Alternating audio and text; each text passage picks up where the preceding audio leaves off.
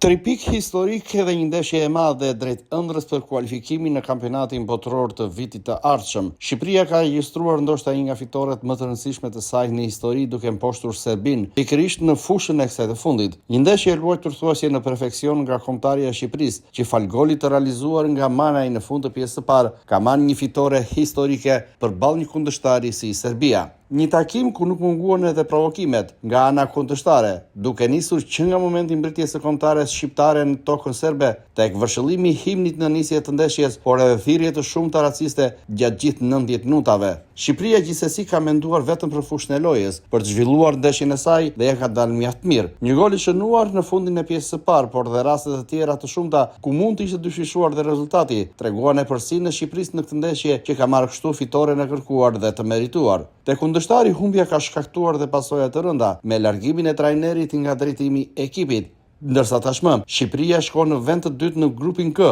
në kuotën e 11 pikëve, pas Anglisë që kryeson grupin. Vendi i dytë të drejton pikërisht në play-off për kualifikimin në kampionatin botëror të vitit të ardhshëm. Shqipëria ka tashmë edhe 2 ndeshje të tjera në këtë grup gjatë muajit nëntor, ku fillimisht do të luajë me Andorrën në transfer dhe më pas me Anglinë në Tiranë, për të vijuar ëndrrën drejt kualifikimit për herë të parë në një kampionat botëror. Ëndër që padyshim nisi pikërisht pas fitores historike në Serbi, skuadër të cilën tashmë Shqipëria e ka lënë në vend të tretë 4 pikë larg kësaj.